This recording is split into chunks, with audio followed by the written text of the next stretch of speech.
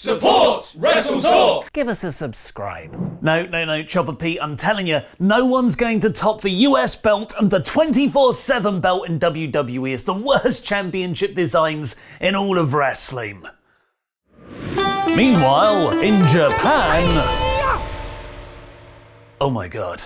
But it is in the Tokyo Dome. Six Stars Destiny! Tempest will have more on New Japan's controversial new heavyweight title design in his World Wrestling Roundup at the end of this video. I just can't believe they're gone.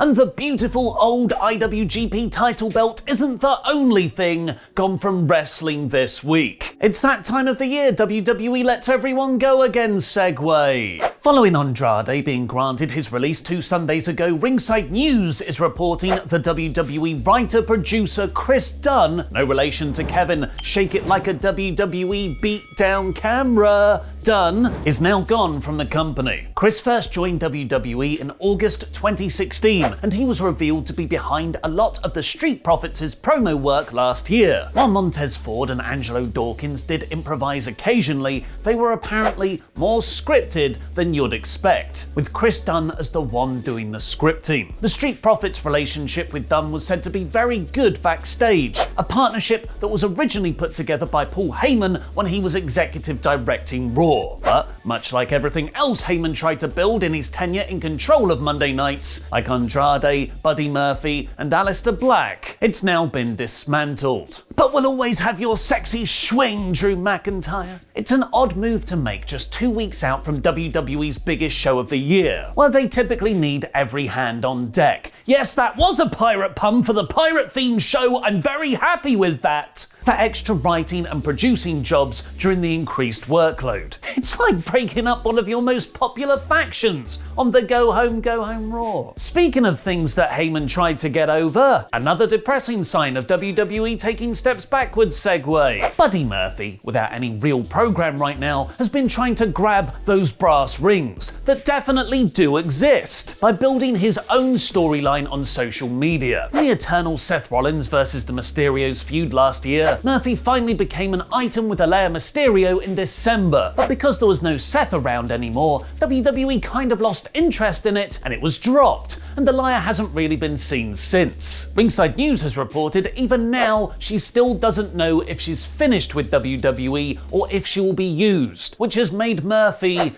legit frustrated. So on the road to WrestleMania, Buddy posted a comment on Instagram calling out Ray, Dominic, and Alea in a work shoot style, saying his kayfabe girlfriend used me to be on TV and advance an acting career. But while WWE say they want wrestlers to go out there and make names for themselves, that's just doublespeak, as it's now come out officials ordered Buddy to delete that post.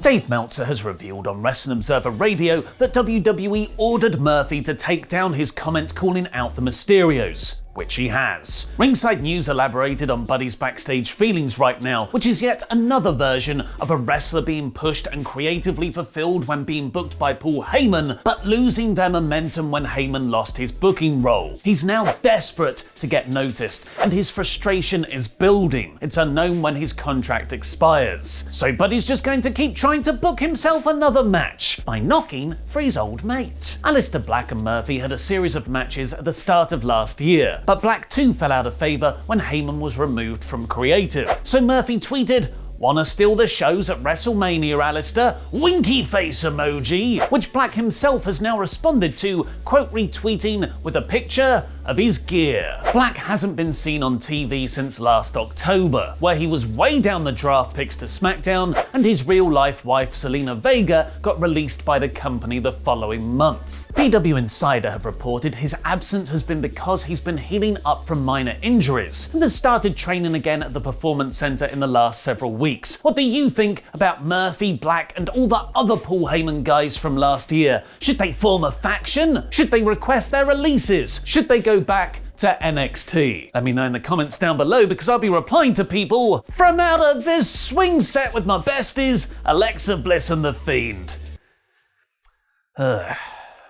Actually kind of creepy. But Murphy isn't the only WWE wrestler trying to start a feud on social media, because Carmella wants to fight for booking of Raw's women's division. Following Monday's terrible episode of Raw, Carmella tweeted, seemingly in reference to the amount of women's wrestling on the show, less than 10 minutes total in 3 whole hours, thinking face emoji, face with monocle emoji, expressionless face emoji. You're just jealous you haven't got Reginald anymore.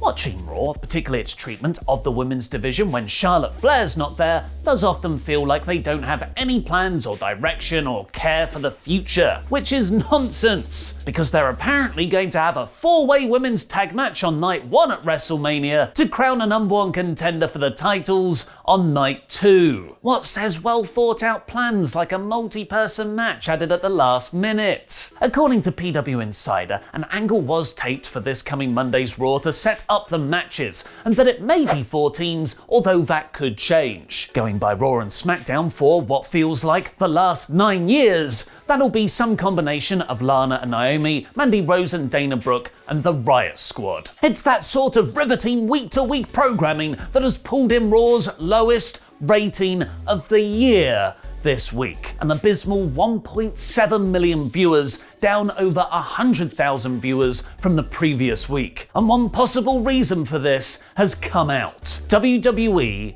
is intentionally botching their own show. On Monday's episode of Raw, Riddle went up to Asuka backstage and started to do his comedy about how scooters could be big in Japan, when he then forgot his lines, looked right into the camera to apologise, and scooted off. Asuka looked genuinely confused, and the show cut to commercial. It was a rare moment of spontaneity on the show. Something felt real for a change in the very fake world of WWE, even if it was a mistake. Only, apparently, it wasn't. Ringside News is reporting Vince McMahon wasn't angry with Riddle backstage following the botch, and he was still put on Raw Talk directly afterwards. Something they say WWE wouldn't have done if he really did screw up. They claim Riddle forgetting his lines and then looking into the camera was actually the plan, to fit in to Riddle's stoner character. The term WCW in 2001 bad is thrown around a lot at the current WWE product. I've always said to those people, go back and watch WCW from 2001. It's way worse than anything WWE are doing even now. Until this, if true. To say to the audience that their show is falling apart, to intentionally say so blatantly that wrestling is a work, brother, to deliberately make a bad TV show really is WCW from 2001 bad. What did you think of the Riddle botch? Let me know in the comments. Elsewhere in WWE, the very reliable WrestleVotes has tweeted there may not be a match on the WrestleMania kickoff show for night 1, as the first entrance back in front of fans is being looked at as a huge deal, and they want to save that for the main card. It's something they might want to figure out sooner rather than later, unlike their contract with the Raymond James Stadium where WrestleMania is taking place, which John Alba has revealed wasn't officially signed until the 16th of March. Which was one of the days Mania tickets were meant to go on sale but got delayed. The Hall of Fame induction ceremony for the delayed 2020 class was taped yesterday at the Thunderdome and hosted by Jerry Lawler. Here's a photo of the inductees, JBL, the Bella Twins, the NWO, and the Smith family representing the British Bulldog, along with the Warrior Award recipient Titus O'Neil, flanked by Triple H and Vince McMahon. There was no mention of the originally intended headliner Batista, who says he couldn't be there because of a scheduling conflict. William Shatner was also announced as the 2021 class celebrity inductee. Both ceremonies will air next Tuesday on Peacock and the WWE Network. And get used to wrestling on Tuesdays, because after being first reported over a month ago, it's been made official. NXT is moving to Tuesday nights. WWE and the USA Network have announced a multi-year extension for NXT, which will move from Wednesday to Tuesday nights live from April 13th. Which means, yes, we will be trying out NXT reviews and podcasts on WrestleTalk again. Hooray! Be thankful, you filthy marks. Chopper Pete and Tempest will be doing live reactions for next week's 2-night Stand and Deliver takeover with a full Night 1 and 2 review podcast on Friday, and will then do weekly NXT reviews from April 14th, along with Tempest doing an in about 4 minutes cut down review to go in the WrestleTalk news here. Just to manage expectations, we'll have to reassess this after a month. We had to stop doing NXT reviews last time because A, we didn't have enough time to do it when they both aired on the same night with AEW, and B, viewership for the NXT ones was significantly lower. So the best way to make sure NXT reviews stick around here is to watch them, and to tell your friends to watch them. Speaking of Tempest, here he is with his wrestling roundup.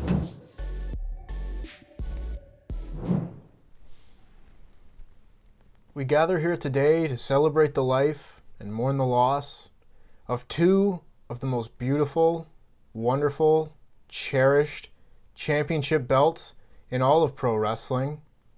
We will never see their like again. The IWGP Heavyweight and IWGP Intercontinental Championship belts were more than just belts.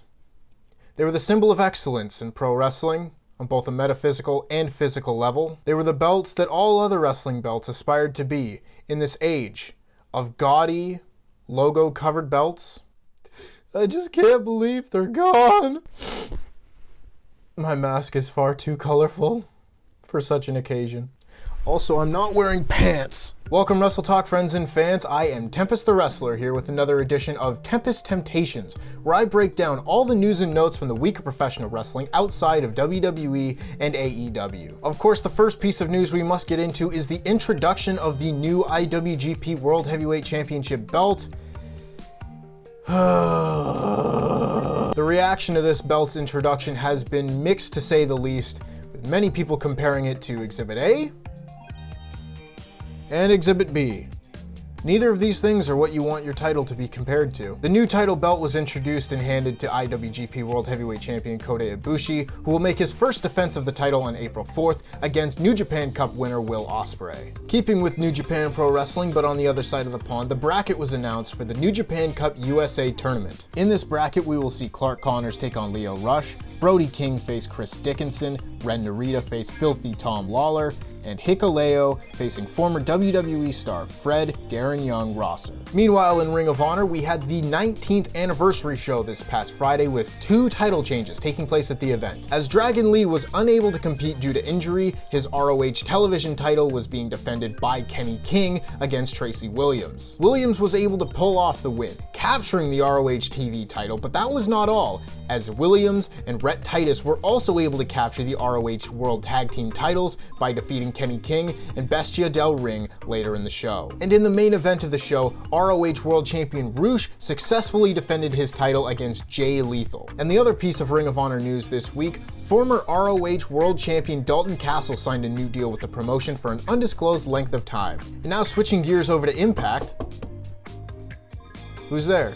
Braden Walker. Oh, former TNA original Chris Harris returned to Impact Wrestling this week as he was there to show support for his America's Most Wanted tag team partner, James Storm. Storm was competing in his 1000th Impact Wrestling match against Eric Young, a match that he would go on to win in the main event. A couple other pieces of Impact news.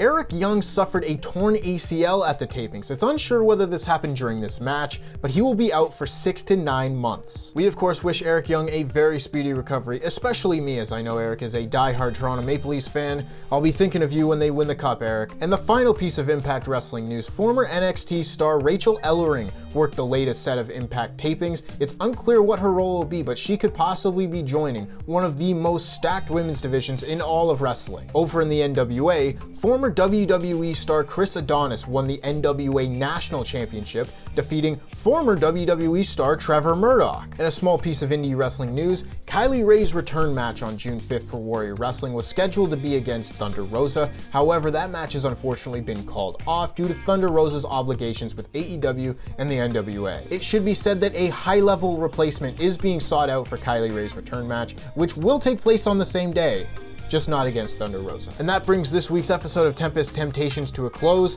This week's episode was dedicated to the memory of the IWGP Heavyweight Championship belt. There has been a bit of a scary backstage incident with Charlotte Flair in WWE. Click the video on the right to find out what's going on. And it's Quizzlemania today. Click the video below that to watch Sean Ross Sapp, Denise Salcedo, SP3 and WWE star Victoria compete in wrestling trivia. I've been Mr. Davis. Jam that jam.